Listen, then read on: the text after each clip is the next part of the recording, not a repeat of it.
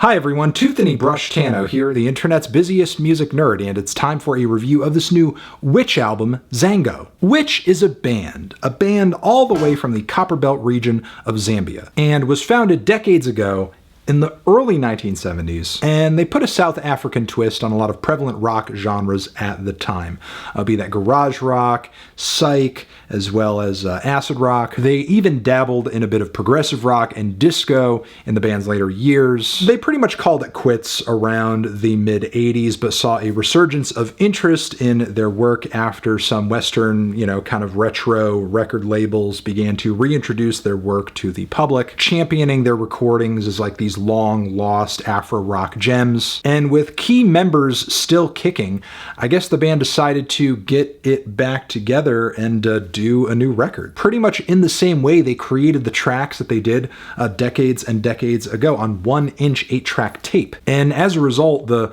recordings here, if you told me these came out of the 70s, I would have to believe you, because the production here does have like that warm vintage flavor to it. However, there are so many interesting anachronisms about the record as well. It has to be modern, because at the end of the album you do have this spoken word track, this contemporary message of anti-bigotry. Plus track 6 on the LP, Avalanche of Love, features another artist from Zambia that has been making noise as of late, at least on the hip-hop circuit, that is Sampa the Great. But the core appeal in this new record over here isn't in it being some kind of like modern iteration of Afrobeat music, of Afro rock music, what the band did back in the day. No, this is a true blue throwback record. The appeal of this thing is in Witch getting back in touch with what made them a great band in the first place, and dishing out some great songs and performances in the process. Be that with the opener, By the Time You Realize, which kicks things off with these epic fuzz and wah guitars, some sweet synth licks too, which all set the stage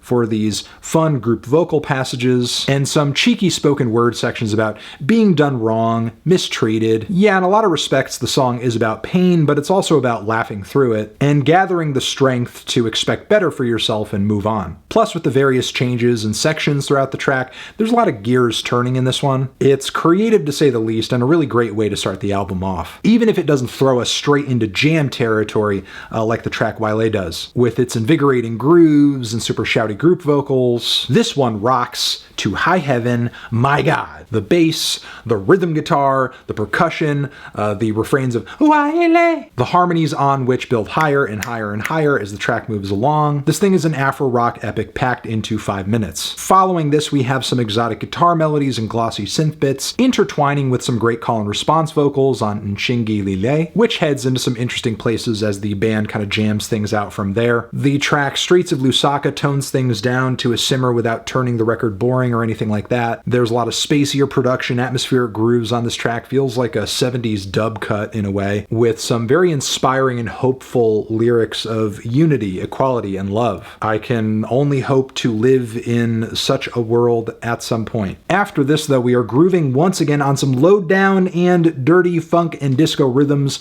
on UNIMVWESHA SHUGA, with the shouty and hype vocal refrains from Hannah Tembo as well as Teresa Ngambi, who turn up later on the record as well, though not on as exciting a track. But yeah, on this song, the wild vocal octave jumps combined with the mind-bending space synth drops, this track is amazing. The Avalanche of Love track that I mentioned earlier is quite possibly the best combination of throwback Afro funk, psych, and rap I've ever heard in my life, which again, I feel confident in saying that, even with not having heard a whole lot of songs combine those styles. The fact that this track does that, and does it so well, is an accolade in itself. Meanwhile, Stop the Rot brings forward these pounding fills combined with super fuzzy, heavy psych guitars. Some of the wild and angular riffs on this thing even feel like something out of a Zappa record. The lead vocals on this track aren't as strong or standout as they are on the rest of the record, unfortunately, but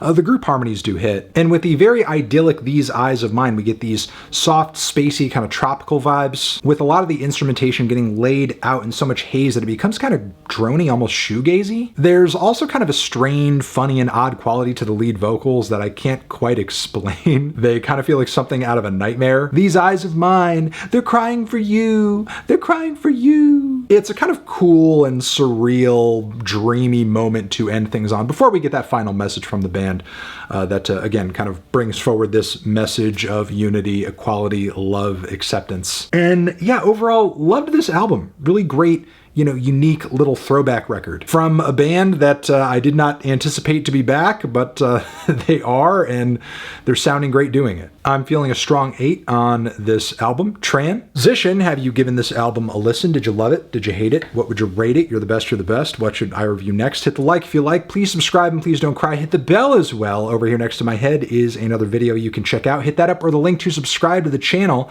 Anthony Fantano, which forever